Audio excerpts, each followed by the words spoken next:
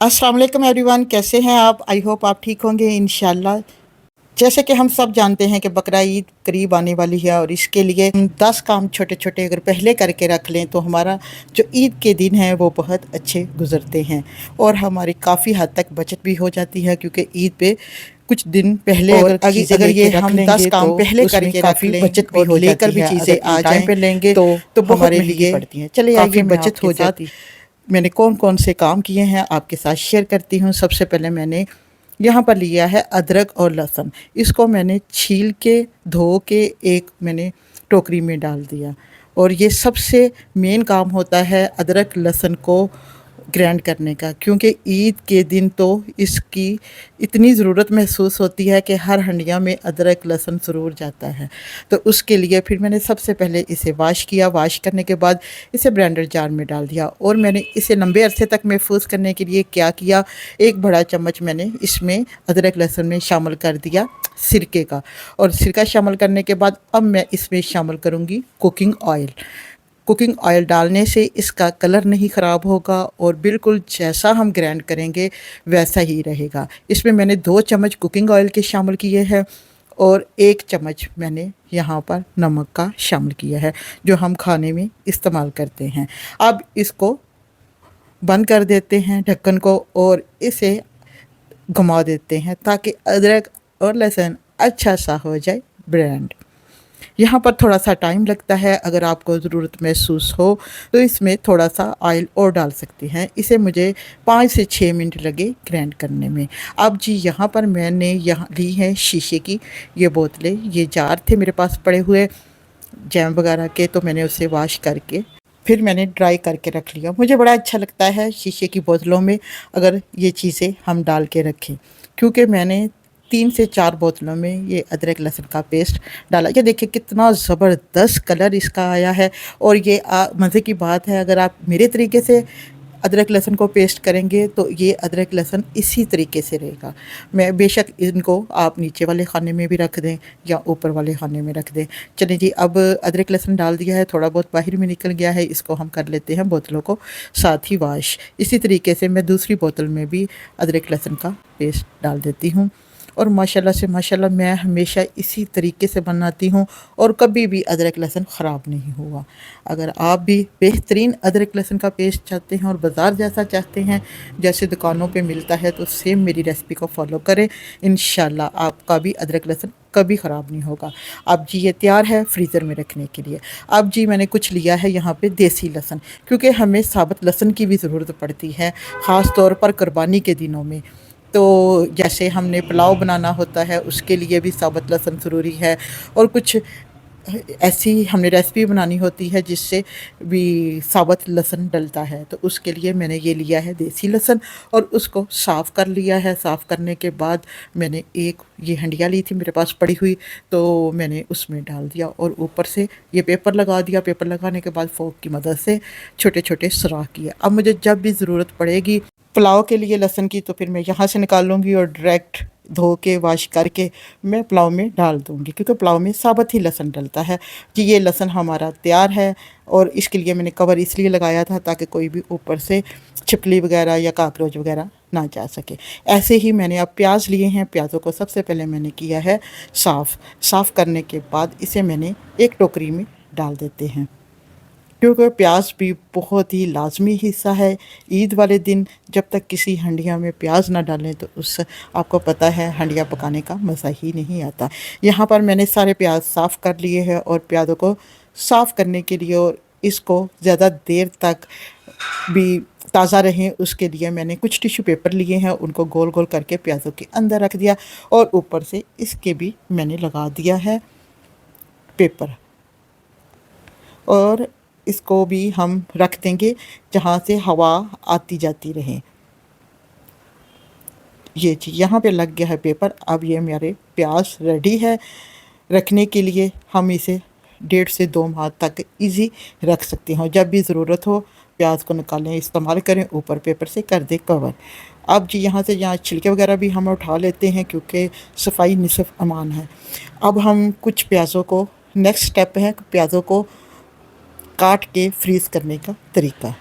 क्योंकि मैं ईद वाले दिन कोई ऐसा काम नहीं करती कटिंग शटिंग का, क्योंकि माशाल्लाह से उस दिन कुर्बानी होती है, गोश्त को समेटना देना, मेहमानों को बहुत से काम होते हैं घर में। तो इसके लिए मैंने सबसे पहले प्याज़ों को वाश किया। वाश करने के बाद फिर मैंने काट लेती हूँ। काटने के बाद ये देखिए काफ़ी मैंने प्याज काट लिया था, 2 से ढाई किलो। और ये आपके सामने थोड़ी सी वीडियो बना रही हूँ। अब इसे एक मैं ज़िप लॉक बैग में डाल दूँगी। ये जी इसी तरीके से मैंने 3 से 4 ऐसे ज़िप लॉक बैग बना लिए हैं। अब ये रेडी है फ्रीज़र में रखने के लिए, और इसको भी आप 2 से 3 माह तक इसी तरीके से इस्तेमाल कर सकते हैं। मैंने 3 से 4 पैकेट इसी तरीके से बनाए हैं और फ्रीज़र में रख दूँगी, और ईद के दिन बहुत आसानी होती है जी। अब नेक्स्ट स्टेप है जो सबसे लाजमी है, वो है टमाटरों को सेव करने का तरीका। इस दफ़ा जी मैंने टमाटर जिस तरीके से सेव किए हैं वो मैं आपको बताती हूँ। सबसे पहले जी मैंने टमाटर लिए हैं यहाँ पे, और टमाटरों को अच्छा सा वॉश करके और इन्हें ड्राई कर दिया। ड्राई करने के बाद एक जो टेप नहीं है जो हम लेते हैं नोट वगैरह जोड़ने के लिए, ये वो टेप है, और इसके मैंने छोटे छोटे पीस काट लिए हैं। और काटने के बाद इनको टमाटरों के ऊपर वाला ये जो हिस्सा है ना, इसके ऊपर लगा दिए हैं। इससे टमाटर बहुत दिनों तक सेव रहेंगे और ख़राब भी नहीं होंगे। बेशक आप इसको नीचे वाले खाने में रख दें, फ्रीज़र में रखेंगे तो लंबे अरसे तक महफूज रहेंगे, लेकिन मैं इन्हें नीचे वाले खाने में ही रखूँगी। इस दफ़ा ये मैंने नया तरीका किया है, क्योंकि फ्रीज़र में बाद का तो ऊपर जगह भी नहीं ना होती, इसीलिए फिर मैंने इनको छोटे छोटे डिब्बों में डाल के मैंने इसी तरह टेप लगाई 1 बाय 1 करके, और मैंने इन्हें डिब्बों में डाल दिया। ये डिब्बे मेरे पास पड़े हुए थे, जैसे कभी कोई बाहर से खाना शाना मंगाते हैं तो उससे बहुत से मेरे पास ये डिब्बे पड़े होते हैं, तो फिर मैं इनको संभाल के रखती हूँ। जैसे ही ये चीज़ें टमाटर वगैरह मैंने सेव करने होते हैं तो फिर मैं इनमें डाल के सेव कर देती हूँ। ये जी अब रेडी है फ्रिज में रखने के लिए। माशाल्लाह से माशाल्लाह, ऐसे ही थोड़े छोटे छोटे काम अगर हम माई बहनें करके रख लें तो ईद के दिन में हमें बहुत ही आसानी हो जाती है। यहाँ पर जी कुछ टमाटरों को मैंने टेप नहीं लगाई, क्योंकि उनको मैं फ्रीज़ करूँगी वो ऊपर वाले खाने में, ताकि वो ऊपर वाले खाने में रख दूँगी और ये नीचे वाले खाने में जिस पे टेप लगाई है काफ़ी दिनों के बाद अरसे तक महफूज रखते हैं। अब बारी आती है जी जो सबसे मेन हमारे पुदीने की। पुदीना ज़ाहिर सी बात है ईद के दिन पुदीना बहुत ज़्यादा इस्तेमाल होता है। कभी हमने चटनी बनानी होती है, कभी कोई हमने मिंट मार्गेटा बनाना होता है, या पुदीने का शरबत बनाना होता है, तो उसके लिए भी ये ज़बरदस्त है। सबसे पहले मैंने पुदीने को वॉश किया। वॉश करने के बाद इसे एक टोकरी में डाल दिया और ड्राई कर लिया। और अब जी इस एक डिब्बा लेते हैं डिस्पोजेबल, अगर आपके घर में भी ऐसे हैं तो ले सकते हैं। तो इसमें मैंने सबसे पहले टिश्यू पेपर रखा। टिश्यू पेपर रखने के बाद जो पुदीने को साफ़ किया, और साफ़ करने के बाद इसका ढक्कन अब लगा देते हैं और टिश्यू पेपर के ऊपर सारा पुदीना रख देते हैं। ये जी हमारा पुदीना भी रेडी हो गया है फ्रिज में रखने के लिए। अब जी बारी आती है मिर्चों की। मिर्चें ये मैंने सब्ज़ मिर्चें ली हैं, इनको सबसे पहले अच्छा सा कर लेते हैं वॉश, और वॉश करने के बाद जो इसके ऊपर की स्टैम्प है वो उतार देते हैं। स्टैम्प उतारने से जो मिर्चें हैं काफ़ी अरसे तक महफूज रखती हैं। और बाज़ लोग जी इसे मिर्चों को वॉश करने के बाद ड्राई कर लेते हैं। ड्राई करने के बाद ऊपर थोड़ा सा सरसों का तेल भी लगा देते हैं, और तेल लगाने से ये होता है कि मिर्चें काफ़ी अरसा चल सकती हैं, क्योंकि वो भी ज़्यादा, या से हमने 2-3 किलो लेके आए हैं उसके लिए वो परफेक्ट टिप है। लेकिन इसको मैंने ट्राई कर लिया, जो मिर्चें ठीक नहीं थी उनको मैंने बाहर निकाल दिया, और इसे टिश्यू पेपर के ऊपर फैला देते हैं। जो थोड़ी बहुत नमी है वो भी इसमें से ख़त्म हो जाएगी। चलिए जी अब जी मिर्चें रेडी हैं फ्रिज में रखने के लिए। सबसे पहले जी हम एक कंटेनर लेते हैं और उसके अंदर रखते हैं टिश्यू पेपर। टिश्यू पेपर रखने के बाद ऊपर डाल देते हैं सारी मिर्चें। और टिश्यू पेपर डालने से ये होता है कि इससे जो नमी होती है थोड़ी बहुत, वो साथ साथ टिश्यू पेपर खुद अब्ज़ॉर्व कर लेता है। इससे काफ़ी अरसे तक मिर्चें जो है लंबे अरसे तक चलती है।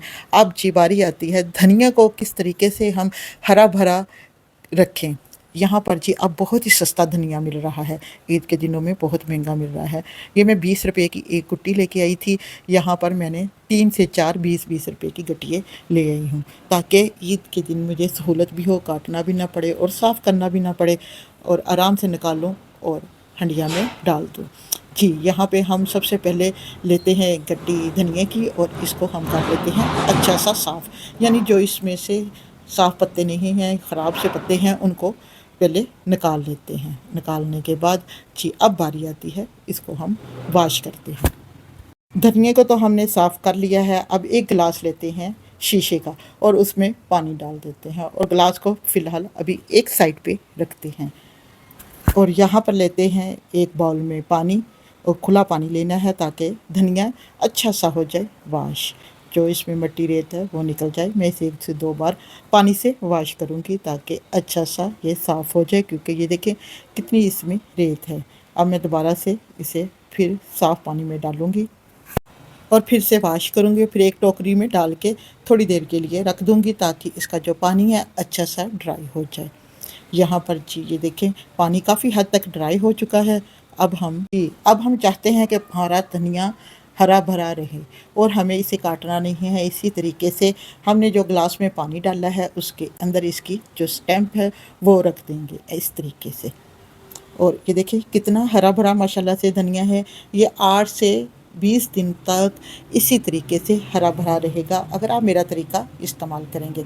ये मैंने एक बोतल ली है शीशे की और उसके अंदर सारा मैंने धनिया कवर कर दिया है और थोड़ी सी ये ऊपर यानी उस गिलास से ऊपर को होनी चाहिए ताकि थोड़ी सी इसमें हवा भी जाती रहे। अब हम इसे फ्रिज में रख देंगे आराम से।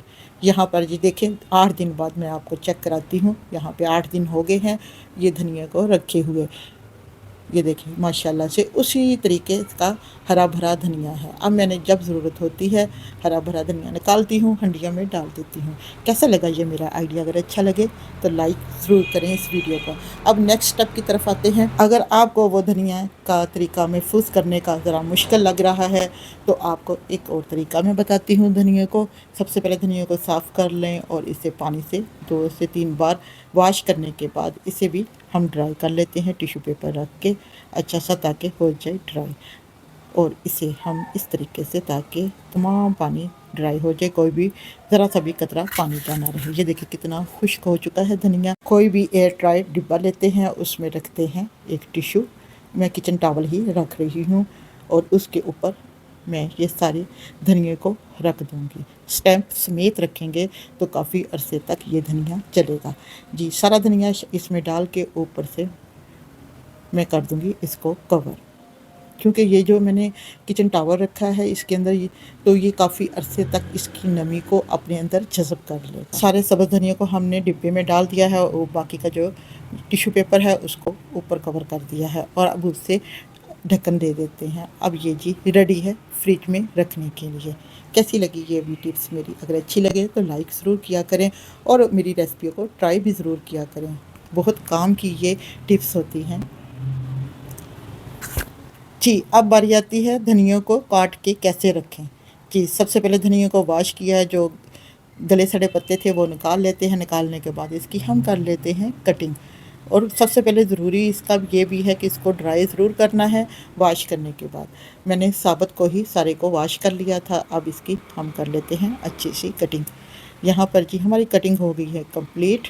अब हम इसको भी सेव करने का, इसको हम तकरीबन 8 माह तक भी सेव कर सकते हैं। ये जो तरीका है। अब मैं इसको सारे धनिए को काट लिया है। अब मैं इसे एक जार में डालती हूँ। वैसे शीशे का हो तो ज़्यादा लंबे अरसे तक चलता है, अगर प्लास्टिक का है फिर भी वेल डन, इसमें भी काफ़ी अरसा निकाल देता है। इसी तरह मैं सारे धनिए को काट के रख दूँगी और ऊपर से इसका हम ढक्कन को बंद कर देंगे।